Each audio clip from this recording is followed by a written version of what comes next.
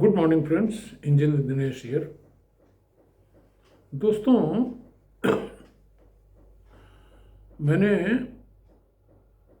अभी एक लेक्चर पेश किया था कि where are the jobs part 1। तो उसी का पार्ट 2 है, थोड़ा छोटा है।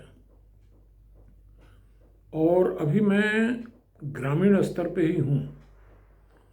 शहरों में तो जो हमने जॉब क्रिएट किए 70 सालों में, वो सबको दिखाई दे रहा है। अब ये जो भीड़ गांव से शहर की तरफ भाग के आई है, तो अब इसके बारे में हमें सोचना है कि और भीड़ क्यों ना, कैसे रोकी जा सके।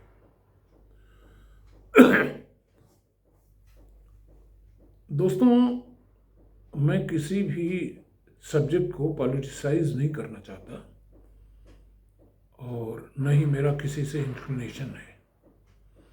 तो आप उसी भाव से देखिएगा कि मैं न्यूट्रल भाव से ही बात करता हूँ। दोस्तों, 1990 के दशक में टाइम्स ऑफ इंडिया के एडिटोरियल में मैंने एक आर्टिकल पढ़ी थी, जो कहानी थी एक ग्राम प्रधान की। ग्राम प्रधान साउथ से आती थी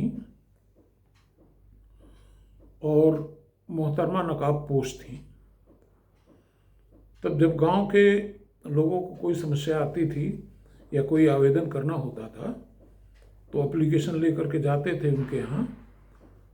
तो अंदर पर्दे के पीछे से वो दस्तखत करती थी और बाहर उनके हस्बैंड मुहर लगा करके एप्लीकेशन दे देते थे।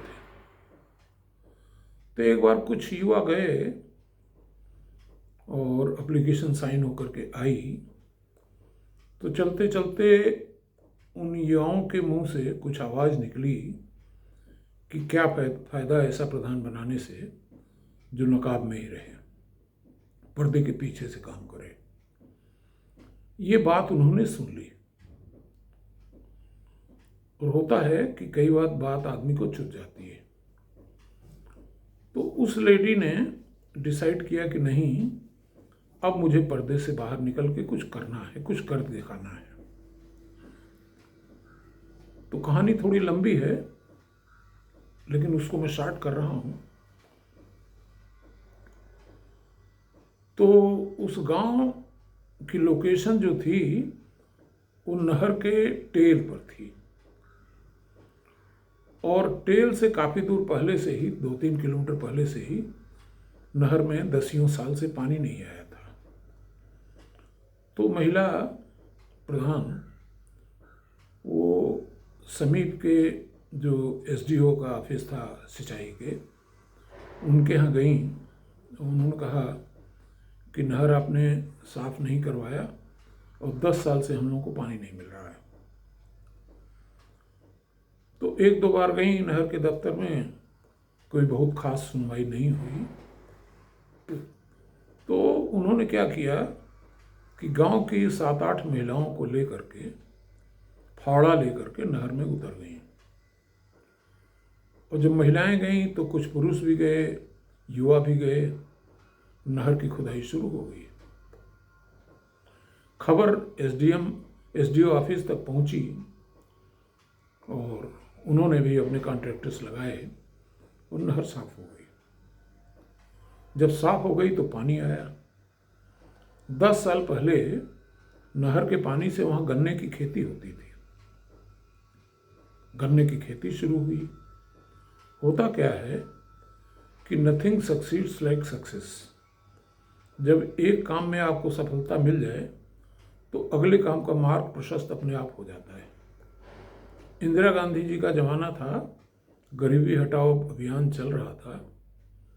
एक योजना थी IRDP, integrated rural development programme. उसमें कुछ धनराशि, जहाँ तक मुझे याद है, 10,000 से लेकर 20,000 तक दी जाती थी विदाउट एनी कोलेटरल, खासतौर से ग्रामीण इलाकों में। अगर आपको अपना कोई छोटा मोटा बिजनेस कोई बग्घी, कोई छोटी दुकान, इस तरह के कारोबार करने हैं तो उसके लिए पैसा बैंक से मिलता था। और वही दौर था बैंक्स के नेशनलाइजेशन का। और बैंक के मैनेजर कहते थे, जब IRDP की कोई एप्लीकेशन आती थी लोन की, तो उनके आम बोलचाल की भाषा में था कि इसे रुपया देना पड़ेगा। IRDP का जो उन्होंने फुल फॉर्म डेवलप किया कि इसे रुपया देना पड़ेगा। तो बहरहाल मोहतरमा ने इस योजना का भी लाभ उठाया और गांव में कई दुकानें और कई बग्घियाँ, इस तरह के कारोबार भी हुए। अल्टीमेट रिजल्ट ये हुआ कि गांव की जो पर कैपिटा इनकम थी वो दूनी से भी अधिक हो गई। गन्ना मिल को जाने लगा, किसानों के हाथ में कैश आया, मकान बनने लगे, तमाम सारी प्रगति हुई। मामला यूनाइटेड नेशंस के संज्ञान में आया तो वहाँ से मोहतरमा को बुलाया गया और उनको कोई अवार्ड भी दिया गया। इसलिए चर्चा राष्ट्रीय स्तर में टाइम्स ऑफ इंडिया में हुई इसकी।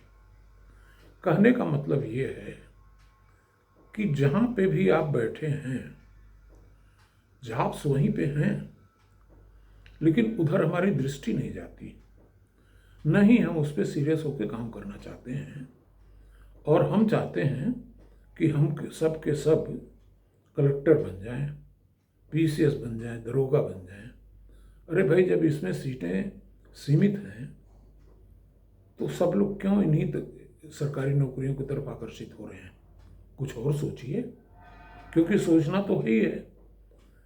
क्योंकि जब सफलता की प्रोबेबिलिटी 0.1% से भी कम हो तो इसका मतलब 100% को जॉब नहीं मिलनी है। क्यों ना हम इस दिशा में सोचें और मोहतरमा से सबक लें। धन्यवाद।